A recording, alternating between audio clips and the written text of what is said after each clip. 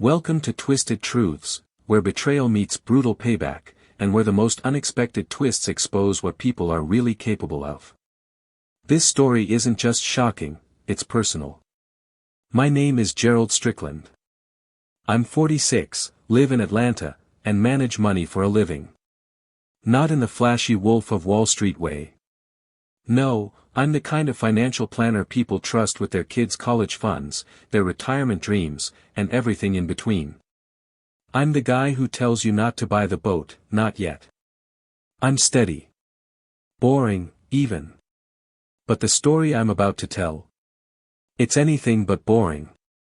That morning started like most mornings in our house, quiet, a bit tense, and one-sided. My wife, Sabrina, was scrolling through her phone at the breakfast table while I sipped my coffee. We'd been together 15 years. Married for 13 of those. And lately, it felt like every conversation was one step from a landmine. "We're going to Miami," she said, not even looking up. I blinked. I thought we talked about the mountains. Quieter. Cheaper. And better weather this time of year. Her eyes flicked toward me, annoyed. "God, Gerald. You're so predictable. You never want to do anything exciting." Miami, huh? I knew that place wasn't about sunshine or cocktails. It was about something else. Or someone else. I didn't say anything then. Just nodded. But inside, a switch flipped. I'd spent 22 years helping people protect themselves financially. What I hadn't done, until now, was protect myself. Sabrina started changing about a year ago. Got restless. First, it was the gym. A fancy boutique place with trainers that cost more per hour than a decent dinner. Then it was the clothes. Then Luis. Her trainer. She talked about him a lot. "Luis says my posture's getting better," or "Luis recommended this protein powder." At first, I was happy she had a hobby. But then it stopped being a hobby. And started becoming her obsession. Late nights. Gym sessions that somehow lasted 3 hours. A new wardrobe. And those long silences when I tried to ask what was going on. I'm not a jealous man. I'm not stupid either. So one day, I did what I do best, I followed the money. I pulled our credit card statements. Matched them against her gym schedule. Restaurant charges. Boutique purchases. Uber rides from places she shouldn't have been. Hotel bills. And that's when the pieces locked into place. She was using our money, my money, to bankroll an affair. I didn't confront her. Not yet.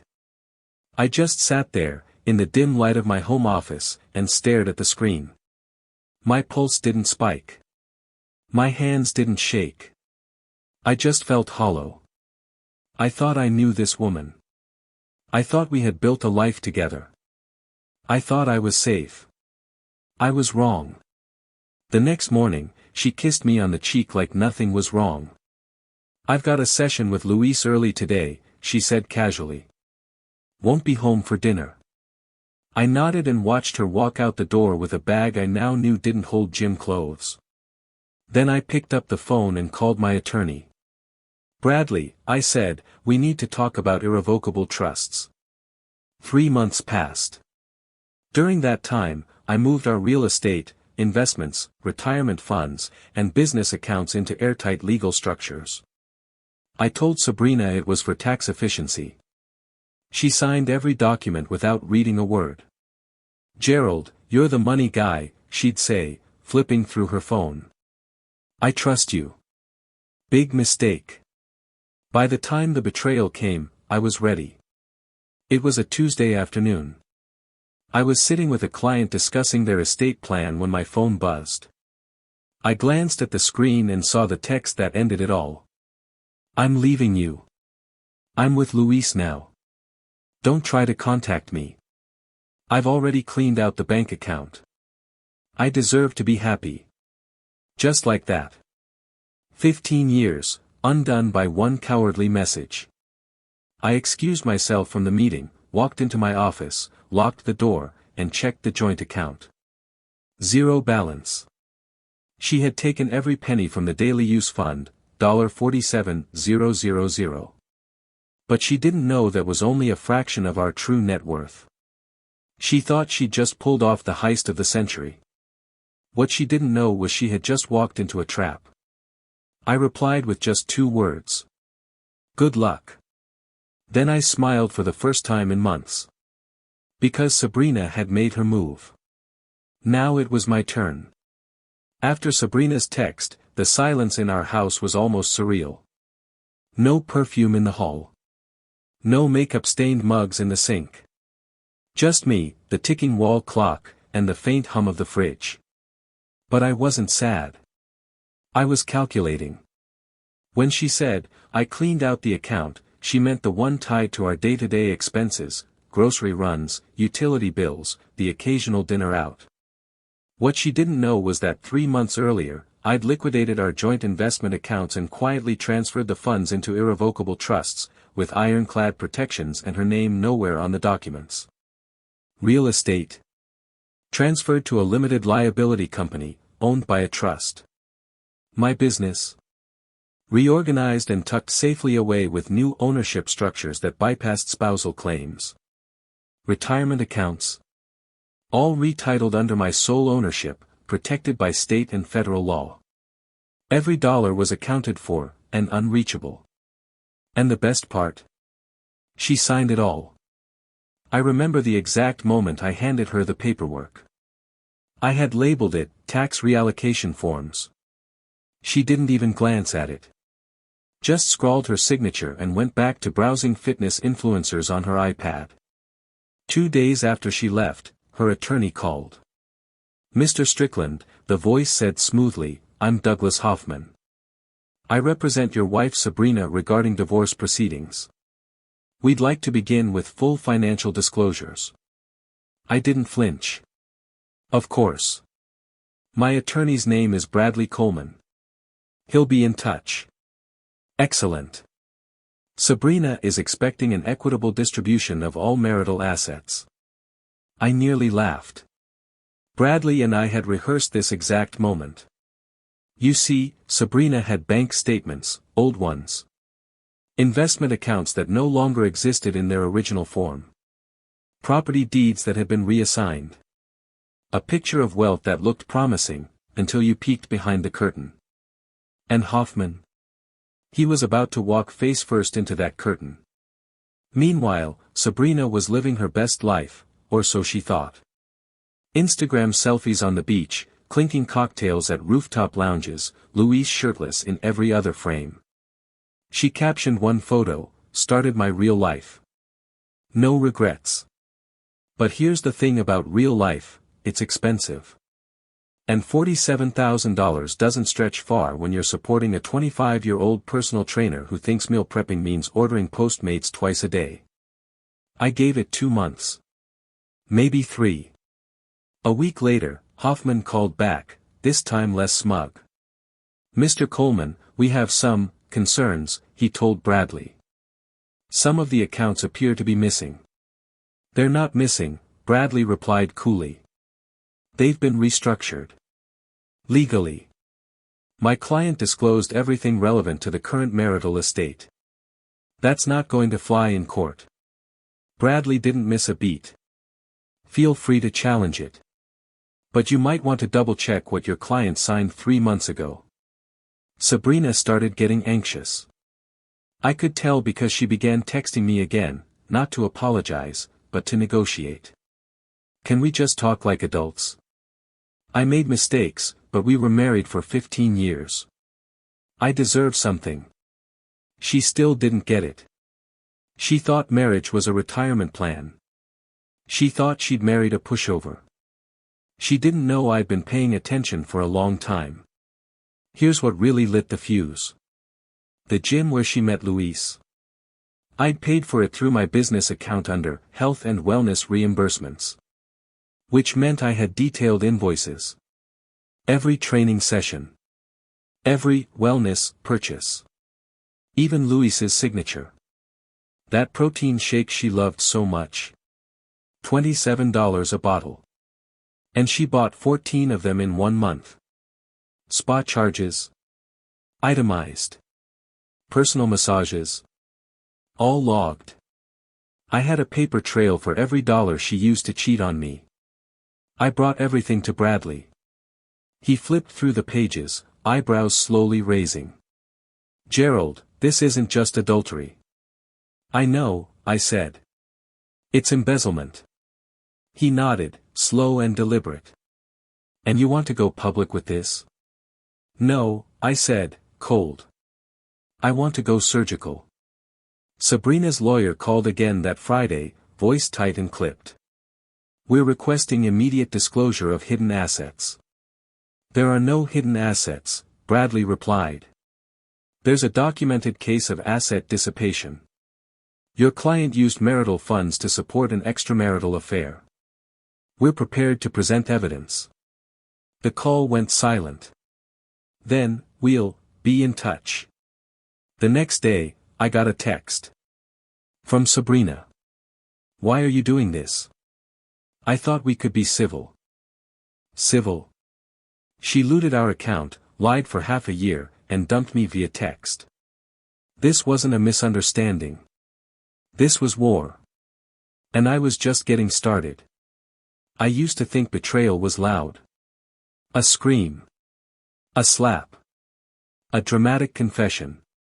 But when you've been married for 15 years, betrayal sounds like silence.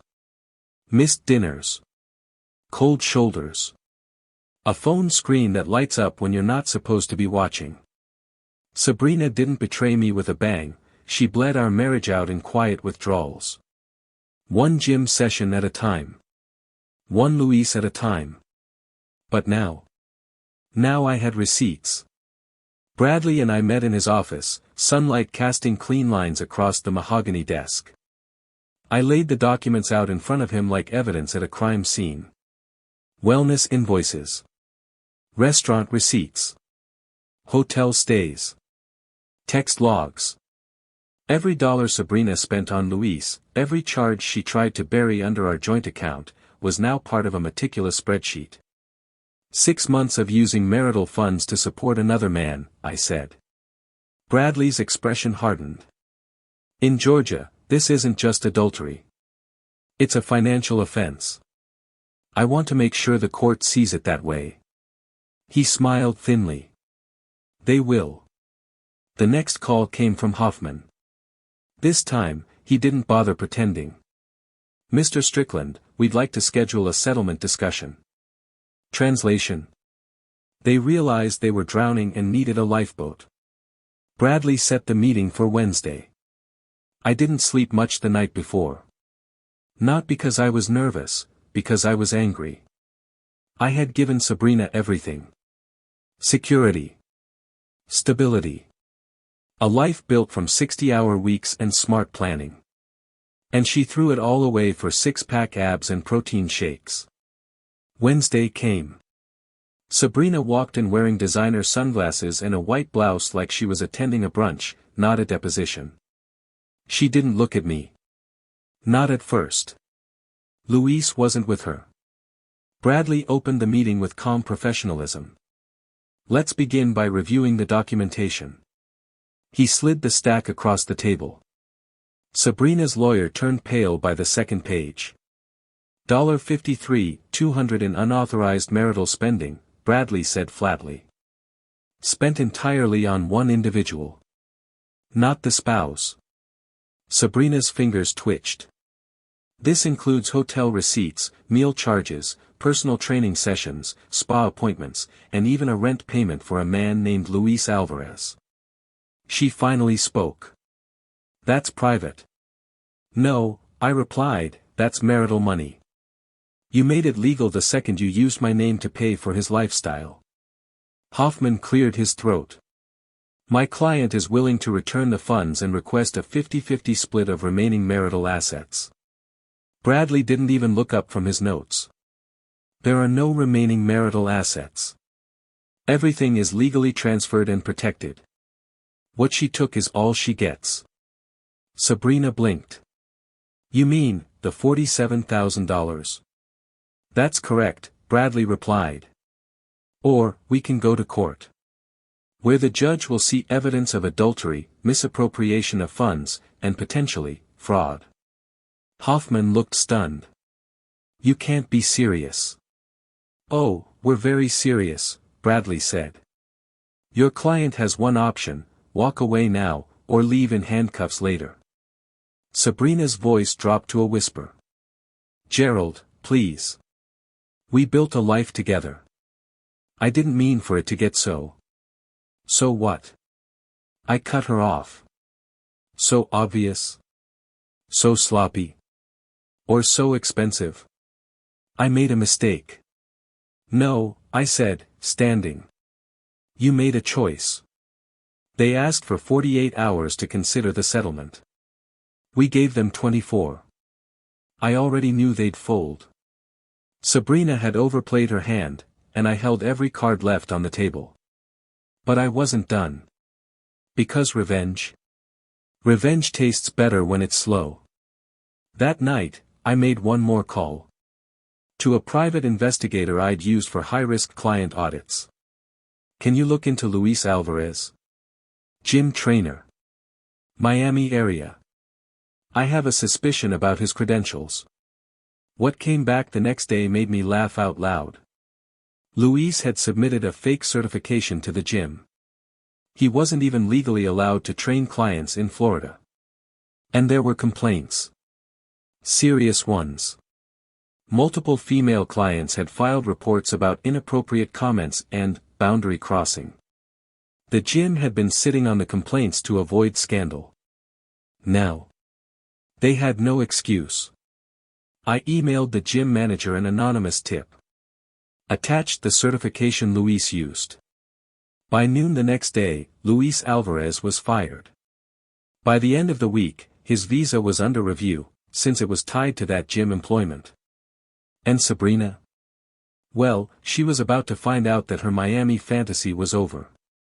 I didn't hear from Sabrina for days after the settlement offer.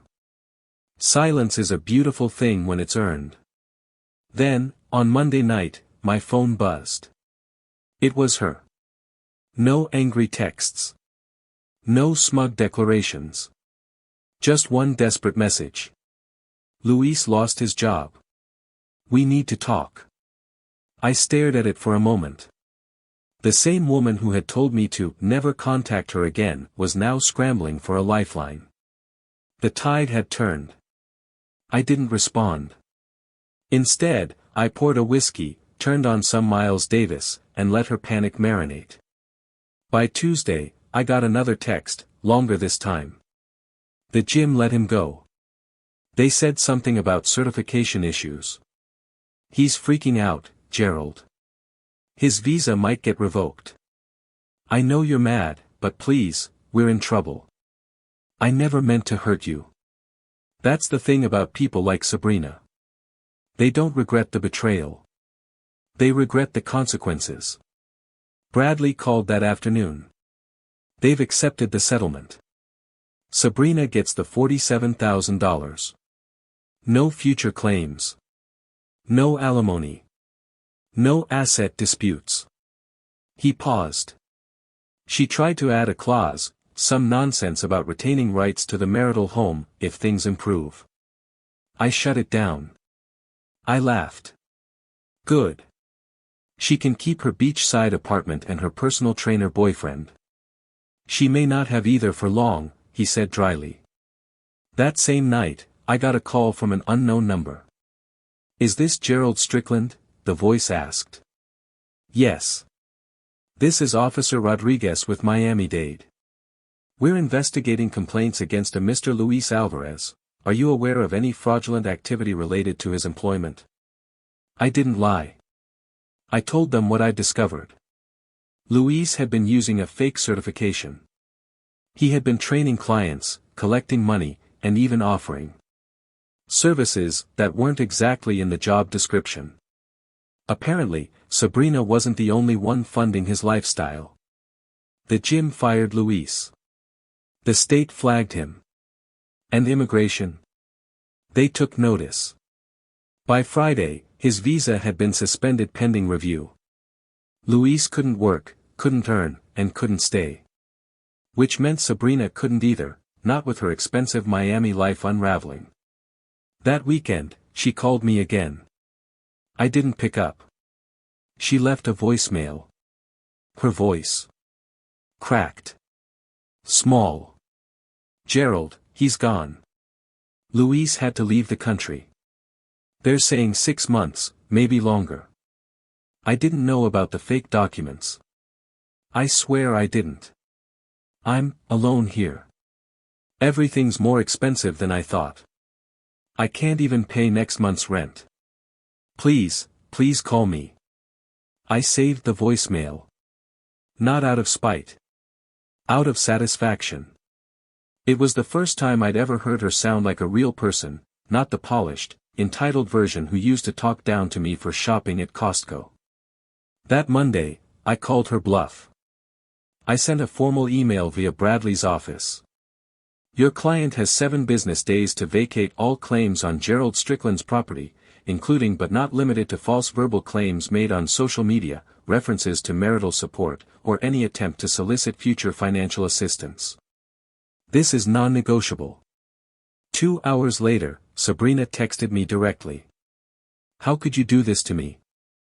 I gave you everything I had. I'm sorry, Gerald. I messed up. But you didn't have to ruin my life. That was the moment I finally replied.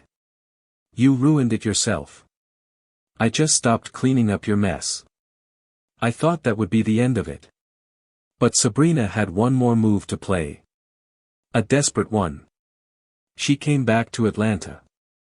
I came home from work that Thursday evening, dropped my keys on the counter, and there she was, Sabrina, sitting on the front steps of the house we once shared. Wearing oversized sunglasses like they could shield her from the consequences. She stood when she saw me. Her voice was small. Gerald, can we talk? I said nothing. Just unlocked the front door and stepped inside. I didn't invite her in. She followed anyway. It had only been a few months, but she looked different. The glamour was gone. No more salon-polished hair, no designer tote bag dangling from her wrist. She looked tired. Pale. Fragile in a way I'd never seen her before. I have nowhere to go, she said, her voice cracking. Then maybe you shouldn't have burned the bridge you're standing on, I said flatly. Her lips trembled. You don't understand what happened with Luis. I don't care what happened with Luis, I snapped. This isn't about him anymore. It's about you. She flinched. That hit her harder than I expected. She followed me into the kitchen, her eyes darting across familiar countertops like she was trying to reclaim some part of herself. You were always so calm, Gerald. Even now. Like none of this touched you. I put my bag down. Turned to her. It touched me, Sabrina. But not the way you think. She swallowed. Then how? You didn't just cheat on me.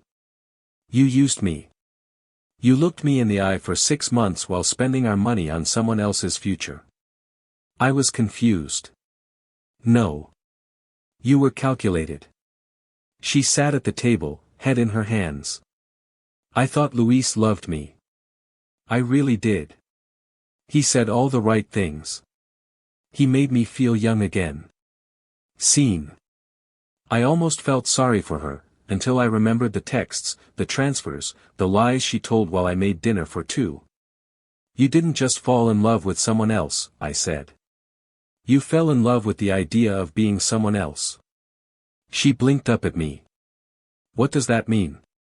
It means you were bored, Sabrina. Not unfulfilled. Not unloved. Just bored. And instead of growing up and working through it, you latched onto a fantasy. A younger man. A new city. And now that it's all crumbled, you want to come home. She didn't deny it. She didn't even cry. She just whispered, "I made a mistake." For a brief second, I saw the woman I married. Not the selfish, impulsive stranger she'd become, but the version of her from the start. The one with fire in her eyes. With ambition and warmth. But that woman was gone. And this one? This one had to face the consequences. "I can't stay in Miami," she said softly. "I'm applying for jobs, but no one wants to hire someone who hasn't worked in 5 years. I can't pay rent. Luis is gone. And I need help." "You took $47,000 and left me with a text message," I said. "You're not a lost wife, Sabrina. You're a thief in a dress." That made her gasp, but I didn't stop. "You funded a man's entire life behind my back. Paid his rent. His car. His food. His dreams. And now you want me to save you?" She lowered her head. "I was stupid. No. You were selfish." I stood in front of her now, arms crossed. "You have 2 options. You leave this house tonight and never contact me again. Or, you wait for the authorities to knock on your door." She looked up. "What do you mean?" "I mean I haven't filed the fraud report yet. But if you give me any reason at all, I'll walk it straight into the courthouse." Tears welled in her eyes now. Real ones. "But where will I go?" I walked to the door and opened it. "That's not my problem anymore." She stood, trembling. Took one last look around the house. The photos were gone. The flowers she used to like, gone. Even her perfume smell had faded. "You really did move on," she whispered. "No, Sabrina," I said. "I moved up." She left without another word. I locked the door behind her. Then sat down at the table where she had begged and lied just moments before. And exhaled. It didn't feel like victory. It felt like release. And I wasn't done yet. Because some lessons, they need to be remembered. You'd think that would be the end of it, her standing on the porch like a ghost, her life in ruins, mine on the rise. But some people don't know when they've already lost. Sabrina tried one more time. And this time, she didn't beg. She fought dirty. 2 weeks later, I got a notice in the mail. She had filed a motion in family court requesting a reevaluation of the settlement. Claimed I had fraudulently concealed assets and manipulated her into signing documents she didn't understand. I stared at the envelope, fingers tightening. This woman. After everything she had done, after stealing, after cheating, after walking out and blowing up her life, now she wanted to drag me into court for more. I called Bradley immediately. "She's playing victim now," I said. "She's not just playing," Bradley replied. "She's setting you up for a character attack. She wants to force a trial." "On what grounds?" "She's arguing you used your financial expertise to exploit her." I laughed, bitterly. Exploit her? I protected her. I kept us afloat for 15 years while she chased down gym selfies and $400 smoothies. Bradley sighed. "She's desperate. And desperate people are dangerous." We responded swiftly, filing a countermotion and attaching every piece of documentation again. Signed contracts. Witnessed trust forms. Financial logs with time stamps. Then we added something new, surveillance data. That's right. When I first suspected her of lying months ago, I'd quietly had a private investigator track her financial behavior, not her movements. Just transactions. Now that info was admissible. Because she'd gone on record, under oath, denying ever using marital funds for extramarital purposes. A lie. One we could prove. The next court hearing was scheduled for midweek. I wore a tailored navy suit. Sabrina wore a tight, low-cut black dress, as if she thought the judge might be swayed by charm. But charm doesn't override evidence. Her lawyer, a younger guy this time, opened with a long emotional plea. She was blindsided. Misled. My client trusted her husband, who happens to be a licensed financial planner, to act in their best interest. Instead, she was systematically excluded from marital wealth. The judge raised an eyebrow. Then Bradley stood. Your Honor, may I submit documentation showing my client's wife not only had full access to all account statements, but also used joint funds to pay for her boyfriend's rent, luxury travel, and wellness expenses? He handed over a folder. The judge flipped through it. Receipts. Statements. Text messages. And at the bottom, a signed affidavit from the private investigator. Sabrina's mouth dropped open. She turned toward me, whispering furiously, "You spied on me." "No," I said, cold. "I documented what you did. Because I knew one day you'd try this." Her lawyer fumbled. "These documents are invasive and violate her privacy." "Objection," Bradley said. "All spending was done on joint marital accounts. No privacy was violated." The judge leaned back in his chair and sighed. "Ms. Strickland, you're alleging asset concealment, yet this evidence paints a different picture. Did you or did you not pay for Mr. Alvarez's rent using joint funds?" Sabrina hesitated. "Then, yes. But I didn't think. That'll be all." Her case collapsed right there. But I wasn't satisfied with just winning. I wanted closure. The judge ruled in our favor within the hour. Her motion was dismissed with prejudice. But before we left, Bradley handed me a final document. A petition for reimbursement. Based on her fraudulent use of marital funds. Technically, I could now sue her for the full $53,000 she spent on Luis. It was petty. It was brutal. It was exactly what she would have done to me. I signed it. That night, I got one last message from her. Just 4 words. "You ruined my life." And I answered. "You handed me the match." The courtroom victory should have felt like the end. But something in me still buzzed, like an engine running long after the key had been turned. I didn't want revenge anymore. Not exactly. I wanted clarity. Peace. A version of myself that wasn't tied to bitterness or betrayal. 2 weeks after the court ruling, Sabrina's new attorney reached out. They offered to settle the reimbursement quietly. She couldn't afford the $53,000. Not even close. But they asked if I'd accept monthly repayments over the next several years. I considered it for a day. Then sent a counteroffer. I'll waive the debt if she signs a no-contact agreement. No calls. No texts. No social media drama. No public posts about our divorce. No lawsuits, ever again. Full silence. Forever. 2 days later, her signature arrived in my inbox. Debt forgiven. Ties cut. The final nail in the coffin she built with her own hands. 3 months later, I sold the house. Too many memories. Too much space for one. I bought a modern condo in Midtown, glass walls, city views, no ghosts.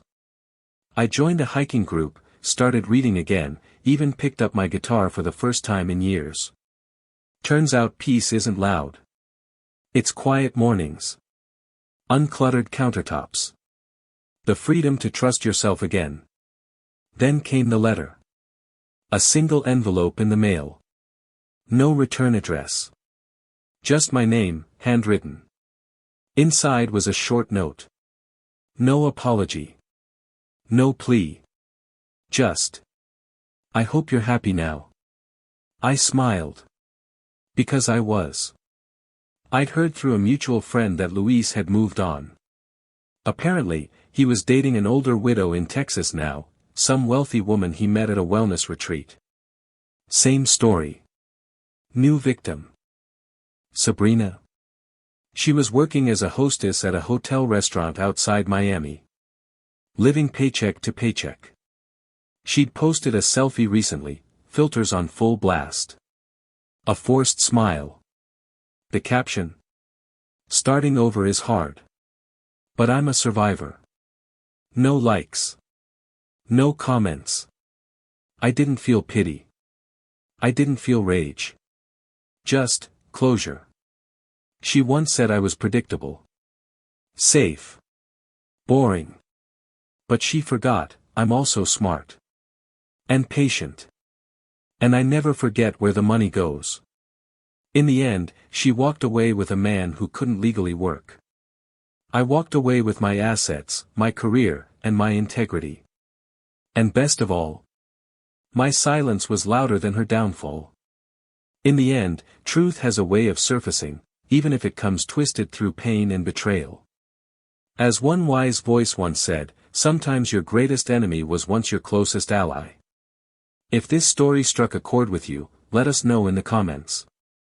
And don't forget to subscribe, share, and spread the word, because justice deserves to be heard.